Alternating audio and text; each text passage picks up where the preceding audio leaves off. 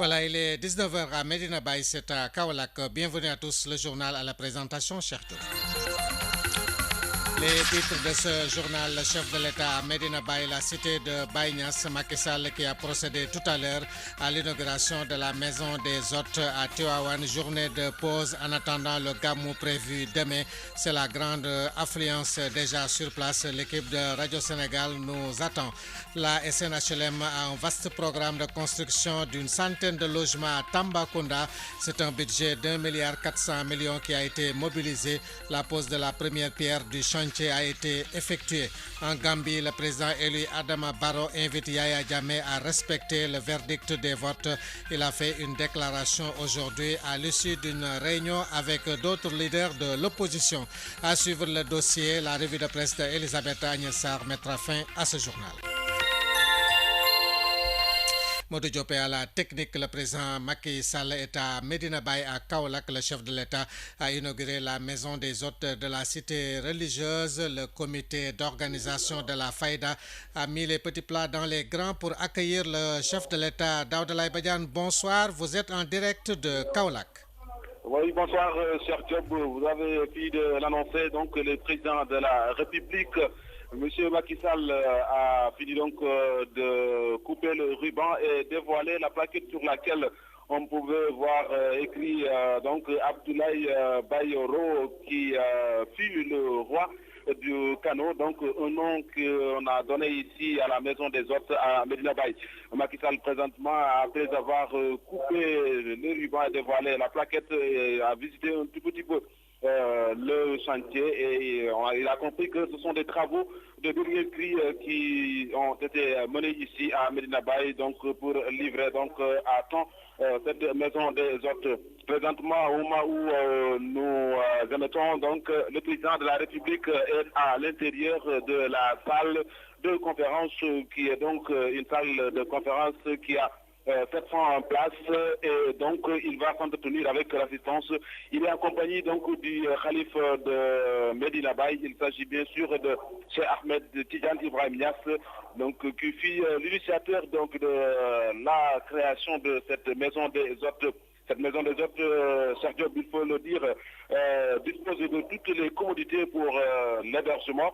Il s'agit de 64 chambres et suites présidentielles, ensuite des VIP, une maison des hôtes bien équipée. Alors, il faut dire que le coût de réalisation de cette maison des hôtes, assisté par le président de la République, est estimé à 1 milliard de francs. Et c'est pour dire que le président n'a pas lésiné sur les moyens pour assister Medina Baye dans le cadre de la modernisation des cités religieuses.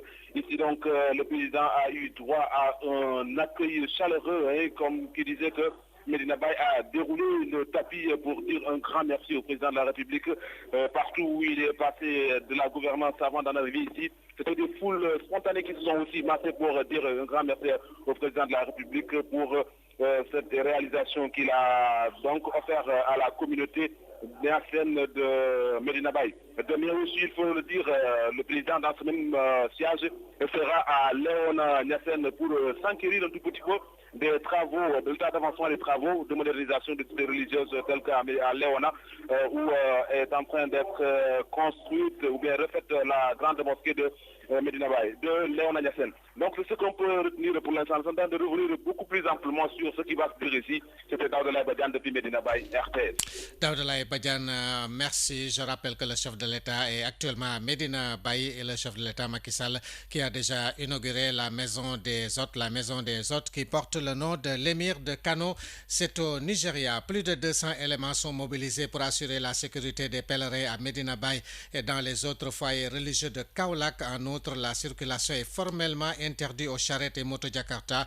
Le commandant Manyang Nyang du corps urbain de Kaolack, que nous écoutons, interrogé par Daouda Badiane. Depuis le premier, il y a un détachement de 22 éléments qui est sur place, plus les éléments du service régional de sécurité publique. En attendant, il y a le président, en plus de la visite du président, qui sera là le samedi samedi et le dimanche. Il y a un effectif de plus de 200 éléments du groupement mobile. Pour le plan de circulation, ce qui vous intéresse, c'est les voies d'accès à Kaolack. Nous savons qu'il y a 4 voies d'accès. Il y a la route de Gossas, la route de Tambacounda, la route de Nioro et la route de Fatick-Gandiaye-Kaolack. Pour la route de Gossas, les véhicules en provenance de Gossas, une fois au niveau du bassin de Khafoum, vont prendre les bretelles de gauche, soit au niveau de Sam ou au niveau de Niaritali, pour venir vers Medina Baye. Pour ceux qui viennent de Tamba-Kafrine, arriver au niveau du rond-point du croisement BHS, ils vont prendre la droite pour rallier Medina Baye. Pour ceux qui viennent de Nioro, au niveau de la chambre des commerces, vont être déviés parce qu'il y a le gamou de la famille Kanen. Soit ils prennent la droite, passent devant le stade Lamine Gueye pour sortir au niveau du BHS, prendre la route de Medina Baye, ou bien la route de gauche pour revenir sur la RN1. Pour ceux qui viennent de Fatick-Gandiaye, au niveau du quartier Ndorong, pour prendre l'ex-garage de Dakar, au niveau de Niétigouy, jusqu'au niveau du lycée technique, ensuite prendre la route de Gossas, faire comme les véhicules qui viennent de Gossas, soit prendre les bretelles de gauche, de Gawane, de Sam ou du lycée Waldjojo pour venir à Medina Baye. Ou bien ces mêmes véhicules qui viennent de Fatick peuvent continuer, traverser la ville jusqu'au croisement BHS, route Medina Baye, pour rallier Medina Baye. Ensuite, il y a des dispositions qui ont été prises à l'intérieur même de Medina Baye. Medina Baye, il y a une zone piétonne. C'est une zone stratégique, c'est la zone du mausolée, là où la circulation est uniquement réservée aux piétons. C'est ça qu'on appelle la zone piétonne. Là, la circulation de véhicules est strictement interdite. Seuls les véhicules munis de laissez-passer ont accès à ces endroits. Et les gros porteurs, quelle que soit leur provenance, vont être déviés ici au niveau du rond-point vers le parking qui sera réservé ici vers le lycée Waldjojo Ndiaye. Ensuite, la circulation sera strictement interdite aux hippomobiles, charrettes et aux Jakarta. Voilà donc le commandant du corps urbain de Kaolack, le commandant Maniang Niang, sur les mesures prises pour la sécurité des pèlerins et le plan de circulation dans le cadre du Gamou. À Tivaouane, c'est déjà l'effervescence. Aujourd'hui, c'est jour de repos en attendant le jour J du Maoulid ou Gamou. Direction Tivaouane pour retrouver l'équipe de Radio Sénégal. Marianne Senghor, vous êtes en direct dans ce journal.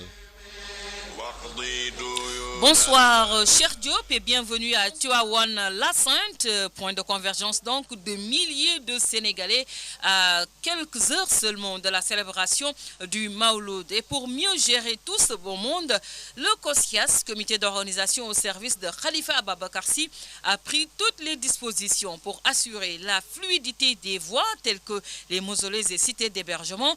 Amsata Samb est le vice-président de la commission d'organisation. Il est au micro de Aminata Djei.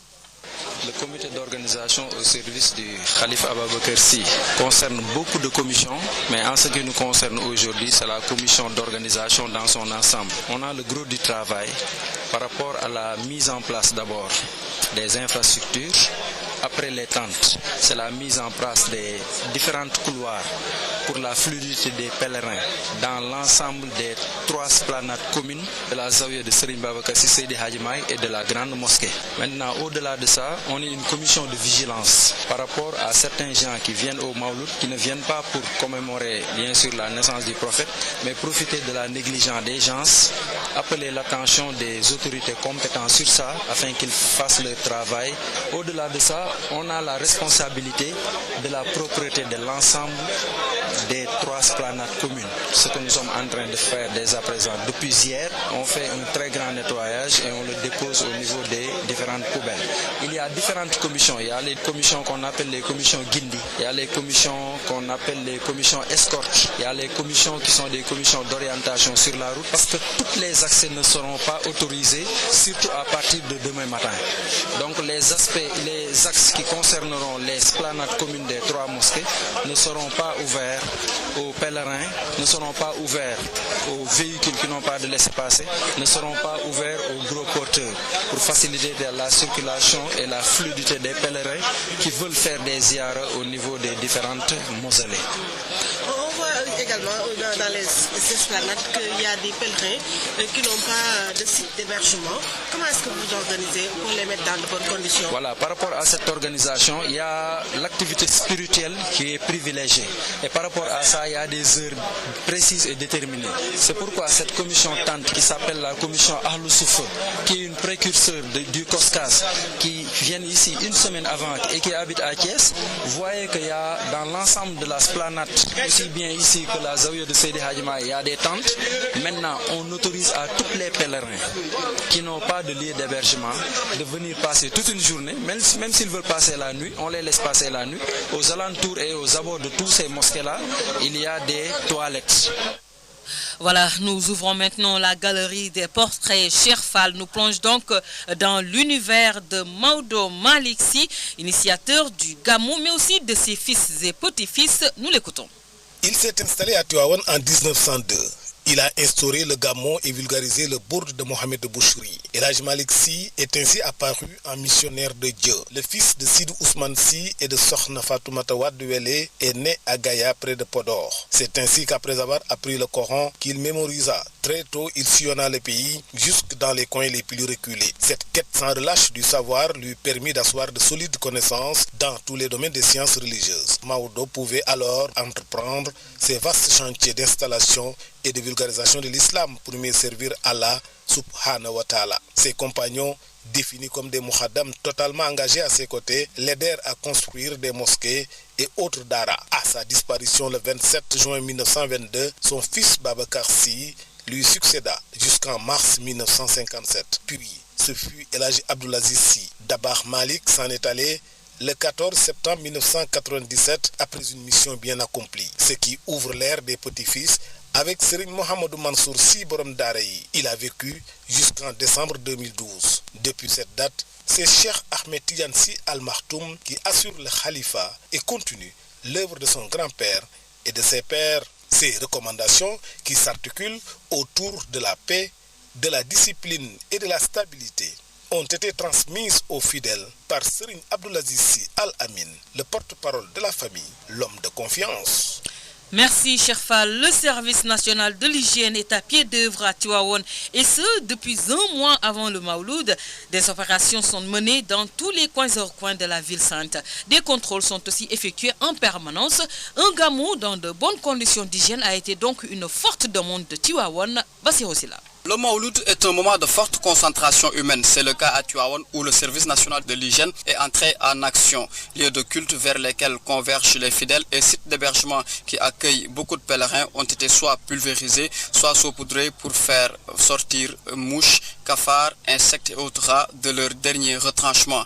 Les opérations techniques du service national de l'hygiène ont eu également cours dans les domiciles à Tivaouane. Les soldats de l'hygiène ont aussi fait la police de l'hygiène, ce qui a consisté à procéder à des visites dans les maisons et les marchés et au contrôle des denrées, de la qualité de boissons à l'aide d'un laboratoire mobile, des camions de ravitaillement en eau et de ceux de vidange. Ce programme du service national de l'hygiène, déroulé pendant un mois avant le Mawloud, s'est adossé à un plan de communication articulé autour de messages et de règles d'hygiène de base. Cette activité de sensibilisation se poursuit au cours de l'événement avec l'implantation de stands du service national de l'hygiène.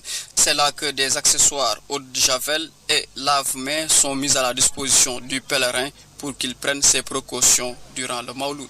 Bassirou Silla, c'est un petit commerce florissant qui se développe aussi aux alentours des mausolées. En cette période de Gamou, chapelets, nattes, effigies des guides religieux sont proposés aux pèlerins. Mais la remarque cette année, c'est que les femmes, que ce soit donc des jeunes filles ou bonnes dames, s'adonnent à la vente des chapelets Aminata Dieye. De bonnes dames vendeuses de chapelets, un fait très rare. À Tivaouane, elles sont nombreuses, celles qui s'adonnent à cette activité florissante aux alentours des mausolées en cette période de Gamou. Aïcha a quitté Bambey depuis 3 jours. Elle écoule facilement sa marchandise. Je vends les chapelets entre 500 et 1000 francs. Je viens de Bambey pour uniquement vendre ces chapelets. Une femme qui vend chapelets, il n'y a rien de mal en ça. On a des chapelets pour des hommes et pour des femmes. Mais ce sont tous des chapelets tidianes et on s'en sort bien. Des acheteurs apprécient à sa juste valeur le fait que ces femmes s'intéressent à ce commerce d'accessoires. Pour eux, ça leur facilite le déplacement. Ce pèlerin a acheté son chapelet sur place. Je viens chercher des chapelets. Tidiane, 1000 francs. Je veux l'acheter à 500 francs. Elle a refusé. Un peu abordable. Les nappes de prière en tissu et en papier sont très prisées. Elles sont vendues partout. Les vendeurs de nappes en papier y trouvent leur compte. C'est uniquement pour travailler et gagner ma vie. Je me débrouille bien. J'achète ces nattes en papier chez les fournisseurs établis ici pour les revendre entre 100 et 200 francs. D'autres également se frottent les mains. Ce sont ceux qui vendent des photos à l'effigie des marabouts tidianes. Le choix est large et chacun a son guide et ça marche très fort. Je viens de Rufisque, je vends des photos de marabouts marabouts sont tous des guides tidianes. Chaque pièce est vendue entre 100 et 200 francs. Tout le monde veut se procurer au moins une photo. Ces vendeurs ambulants à l'occasion ont juste saisi l'opportunité qui s'offre à eux pour faire élever leur chiffre d'affaires en cette période de Gamou. Merci Aminata Dieye. Ainsi s'achève donc le journal du Gamou, cher Diop. L'équipe de Radio Sénégal vous donne rendez-vous demain, date de célébration de la naissance du prophète de l'islam, Seydina Mohamed, paix et salut sur lui. Vous aurez donc tout sur le Gamou, Inch'Allah. Et cette équipe est composée de techniciens qui sont Babacar Mbaye, Pape Madike Fall, Massamba Kandji et Marianne Diaye. Au reportage, vous avez Cheikh Fall, Aminata Dieye, Bassirou Silla, logistique Saint-Docteur Ba et à la présentation Mariam Senghor. Voilà, merci à toute l'équipe de Radio Sénégal, Tivaouane. Déjà l'effervescence sur place. Aujourd'hui, donc, c'est jour de repos. En attendant le jour J du Maoulid présidé demain, donc, nous reviendrons sur les informations liées au Gamou avec nos envoyés spéciaux à Tivaouane, Marianne Diaye, l'équipe de Cheikh Fall sur place.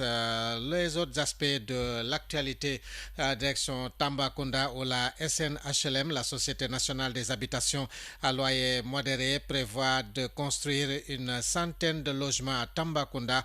Plus d'1,4 milliard de francs CFA seront débloqués pour faciliter l'accès aux toits à la population.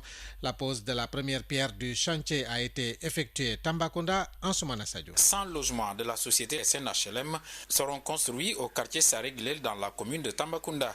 La cérémonie de la pose de la première pierre, présidée par l'adjoint au gouverneur en charge des questions d'administration, en présence du directeur général de SNHLM, a été une occasion pour faire le plaidoyer des logements afin que chacun puisse avoir un toit. Mamadou Kassé, directeur général de SNHLM. Nous avons en entrée de gamme un logement E3, c'est-à-dire 2 pièces salon à 12 millions. Mais non seulement il faut apprécier le prix d'entrée de gamme, mais il faut aussi apprécier, à l'image de ce que la SNHLM développe depuis 1959, des conditions de règlement. Parce qu'aujourd'hui, nous sommes quasiment le seul promoteur à appliquer de manière juste et équitable la location-vente. Ahmed Tidiane Diaw, adjoint au gouverneur chargé de l'administration. C'est le lieu pour moi de saluer, de magnifier l'heureuse initiative du directeur général de la SNHLM. Une initiative qui cadre parfaitement avec l'esprit de l'acte 3 de la décentralisation. Au directeur général Mamadou Kassé d'inviter les collectivités locales à faciliter l'accès à la terre pour bénéficier de tels projets d'habitat. Mamadou Kassé. Nous tenions à poursuivre cette œuvre qui a déjà été amorcée depuis dans le cadre d'un programme et que nous avons réorganisé justement pour le rendre davantage visible et permettre aux Tambacoundois d'ici et d'ailleurs d'acquérir plus aisément un logement. Ansoumana Sadio, Tambacounda pour Radio Sénégal. Ansoumana Sadio, merci. Fin aujourd'hui à Dakar du marathon budgétaire. Les députés se sont penchés cet après-midi sur 5 textes de loi dont les plus saillants sont le programme triennal d'investissement public d'un montant de 4 791 milliards et la loi organique relative à la loi des finances. La loi organique relative à la loi des finances qui consacre le budget programme et la déconcentration de l'ordonnancement du budget ne va plus entrer en vigueur le 1er janvier 2017 pour certains ministères qui ne sont pas encore prêts. Les détails avec Khadifal Koulibaly. Le programme triennal d'investissement public 2017-2019 d'un montant de 4 791 milliards 787 millions de francs CFA est en hausse de 925 milliards 714 millions. Ce PTIP est aligné au plan Sénégal émergent et est en cohérence avec les objectifs de développement durable. Ainsi, sa mise en œuvre permet de soutenir une croissance forte, solidaire, équitable, respectueuse de l'environnement et créatrice d'emplois, surtout l'emploi des jeunes. Ainsi défini, les députés l'ont voté à l'unanimité. Sur un autre registre, les députés se sont aussi penchés sur la loi organique relative à la loi des finances, la LOLF, dont le point le plus saillant est le changement de paradigme dans la gestion des finances publiques avec des ruptures dans la manière de préparer, d'exécuter et de contrôler le budget. Ainsi, à compter du 1er janvier 2017, doivent être effectives les 2 grandes innovations de la LOLF, à savoir le budget programme et la déconcentration de l'ordonnancement du budget. Mais toutes les évaluations montrent que beaucoup de structures administratives ne sont pas encore prêtes pour gérer sans risque la fonction budgétaire telle qu'envisagée par la nouvelle loi organique relative à la loi des finances. Aussi, a-t-il été aménagé une période de transition qui fait que le ministre de l'Économie, des Finances et du Plan reste l'ordonnateur principal du budget pour encore 3 ans. Les députés ont aussi approuvé les dépenses communes. Elles sont de 209 milliards de francs CFA contre 264 milliards, soit une baisse de 504 milliards. Le budget du ministère de l'Économie, des Finances et du Plan, lui, est de 221 milliards avec une hausse de 31 milliards. Rappelons que le budget général du Sénégal pour 2017 est de 3 360 milliards, dont 929 milliards sont à chercher auprès des partenaires techniques et financiers. Khadifal Koulibaly, auparavant le budget 2017 du ministère des Postes et Télécommunications a été adopté ce matin par les députés. Il a connu une légère hausse de 379 millions de francs CFA, soit 9,85% en valeur relative. Un des programmes phares du gouvernement est le développement du numérique dans le cadre de la stratégie Sénégal numérique 2025. Son autre ambition est de transformer la Poste en institution bancaire. Le ministre des Postes et Télécommunications, Yaya Abdoul Khan, est ici au micro de Sané-Madi Camara. L'ambition du gouvernement, c'est à l'horizon 2025, donc de couvrir totalement l'ensemble du territoire national, que tous les Sénégalais puissent avoir accès à la téléphonie et à l'Internet et à moindre coût. En ce qui concerne les redevances que la Sonatel doit verser aux collectivités locales, une commission a effectivement été mise en place et présidée par le ministère en charge des collectivités locales pour trouver une solution définitive. Moi-même, en tant que maire, je sais aujourd'hui le problème qui existe entre les opérateurs de téléphonie et les collectivités locales. Je pense que pour le recouvrement, monsieur le ministre du budget peut-être pourra revenir sur cela. Et aussi, avec l'actualisation du cadre juridique, notamment la révision du code des télécommunications, cette question sera également prise en charge. En ce qui concerne la convention de concession et le contrat de performance de la SN Post, le processus est en cours. Les documents ont presque été finalisés et soumis au ministère des Finances. Et la Poste a également élaboré un plan d'action 2017-2019. Et je rappelle qu'il y a un processus de restructuration de la SN Post qui est en cours avec le ministère en charge des Finances. Comme je l'ai dit la dernière fois, aujourd'hui la Poste est obligée de s'adapter au nouveau contexte marqué par le développement des nouvelles technologies qui envahissent tous les secteurs, mais également la concurrence avec l'arrivée dans le marché de nouveaux acteurs. Et pour cela, elle a besoin d'accompagnement. Et notre souhait, nous l'avons dit, en termes d'innovation, c'est également aller vers la mise en place d'une banque postale. Le monde bouge et vous devez le savoir. C'est pourquoi Radio Sénégal vous tient informé des faits, gestes et paroles qui impactent la marche du monde. C'est géo, c'est politique et c'est international. L'actualité internationale, c'est toujours la Gambie. Le président élu de la Gambie invite Yaya Jammeh à savoir raison garder et à accepter la volonté populaire. Adama Barrow martèle que c'est lui que les Gambiens ont choisi pour lui succéder. Il lui rappelle que les dirigeants passent mais la Gambie demeure. Après une réunion politique ce samedi, Adama Barrow a fait une déclaration publique. Ses propos sont traduits de l'anglais par Mamadou Thior. Chers compatriotes et amis de la Gambie, je profite de cette opportunité en tant que président élu pour dissiper vos peurs et craintes. Le 1er décembre, notre pays a organisé des élections présidentielles et le lendemain, les résultats ont été publiés conformément à la loi. Le président en exercice m'a appelé pour me féliciter suite à ma victoire. Il m'a clairement dit que le verdict est la volonté du peuple et de Dieu. Ce qui a été salué ici et dans le monde. Tout le monde a magnifié le geste du président sortant. Ce vendredi, ce dernier a déclaré sur les médias nationaux qu'il rejetait les résultats des élections qu'il estime invalides et appelle à de nouvelles élections. Je vous informe que le président sortant n'a plus l'autorité constitutionnelle pour rejeter les résultats des élections, encore moins exiger la tenue d'un nouveau scrutin. La Commission électorale indépendante est la seule autorité compétente pour annoncer les résultats et déclarer qui a gagné. Cela a été fait et je suis maintenant le président élu.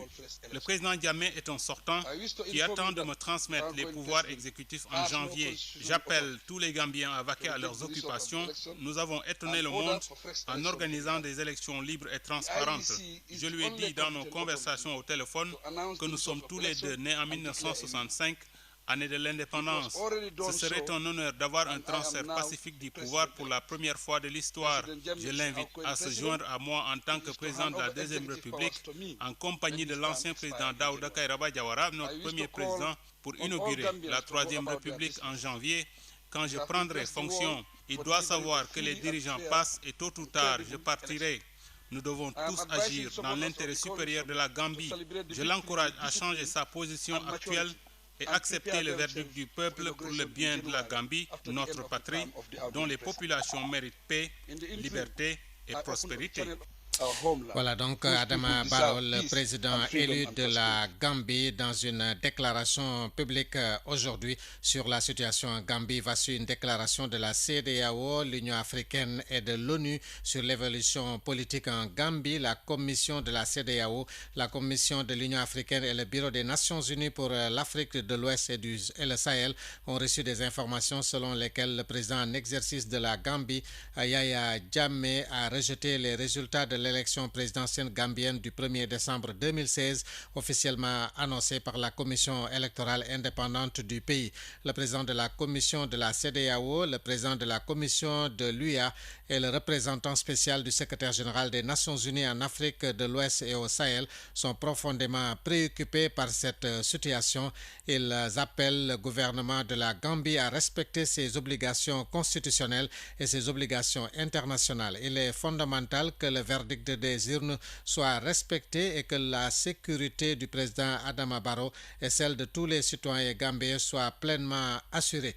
La CEDEAO, l'UA, l'ONU appuient fermement la position du gouvernement sénégalais sur la question de la convocation d'une réunion d'urgence du Conseil de sécurité des Nations unies et demandent instamment aux parties concernées de contribuer à une transition pacifique et à la remise appropriée du pouvoir de l'administration sortante au président élu dans les délais constitutionnels conformément aux lois électorales gambiennes.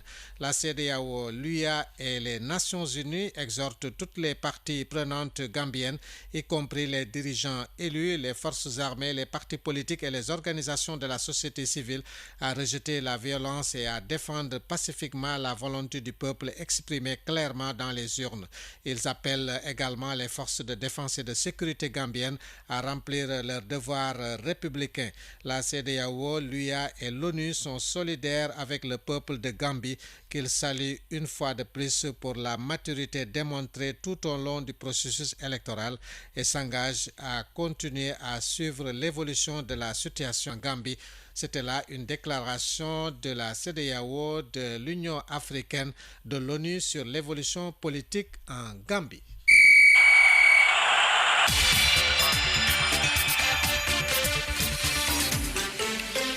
L'actualité des sports sur Radio Sénégal. Albertine Gonçalves, élue vice-présidente d'honneur à vie de l'Union africaine de gymnastique, la présidente du CNG de gym du Sénégal, a été promue lundi dernier lors de l'Assemblée générale de l'instance continentale. Le Sénégal est également membre du comité exécutif avec l'élection de Léandre Forbis. Albertine Gonçalves est ici au téléphone de Benoît Badiane. Monsieur Léandre Forbis est bien passé comme membre du bureau exécutif et dans les commissions, nous avons eu Kaudiabi, directeur technique, qui a été élu vice-président de la commission artistique masculine, Deysorna Nyang dans la commission artistique féminine, Awa Fall, commission gymnastique rythmique et Mohamedou Sow dans la gymnastique aérobique. Le Sénégal en bénéficie beaucoup de choses que moi j'ai fait bénéficier en tant que vice-président parce que j'étais vice-présidente responsable de la zone 2. Le Sénégal a bénéficié beaucoup d'académies, des camps d'entraînement, des mises à niveau 1, niveau 2. Alors dès qu'on a les pieds dans ces instances, c'est toujours bénéfice au pays. Nous n'avons pas à nous plaindre par rapport aux autres pays. Nous avons 2 centres de gymnastique équipés de tous les agrès. Nous avons 19 clubs scolaires, nous avons 4 clubs civils, la gym, et nous avons 700 et quelques licenciés à travers le Sénégal.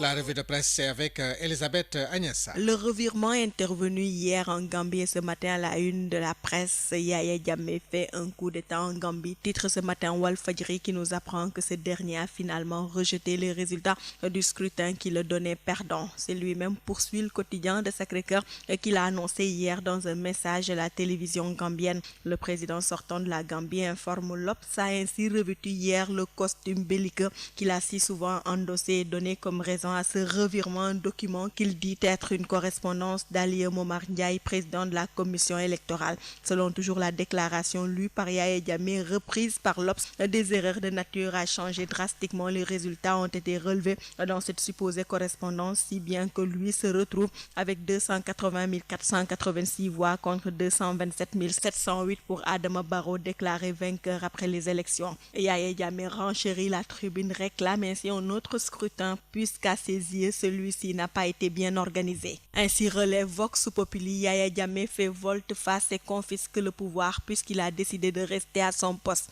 Et révèle le journal ce matin, c'est déjà le chaos en Gambie puisque le dictateur qui a quelques heures avant sa déclaration promu une quarantaine d'officiers de l'armée a fait quadriller le pays en déployant ses forces de sécurité partout. L'armée et la police, poursuit Vox Populi, ont pris le contrôle des rues de Banjul et d'autres villes du pays et selon toujours le journal, les frontières sont fermées, le courant coupé dans tout le pays et les communications téléphoniques interrompues. Ce qui fait dire à l'AS que c'est la confusion en Gambie. Et c'est d'autant plus que Yaya Jammeh avait déjà accepté les résultats et félicité le vainqueur. Mais fait remarquer mon confrère Bokar Saro du quotidien. Yaya Jammeh n'a jamais renoncé mais très rusé, poursuit mon confrère. Il avait mis en sourdine ses convictions et ses véritables intentions en attendant que la pression internationale s'estompe et qu'il se retrouve à huis clos dans son enclave. Pour mon confrère Daouda Mané du Soleil, c'était trop beau pour être vrai parce que le fait que l'homme fort de la Gambie qui a régné pendant 22 ans se soit enfermé dans son palais de Kaluna n'augure rien de bon.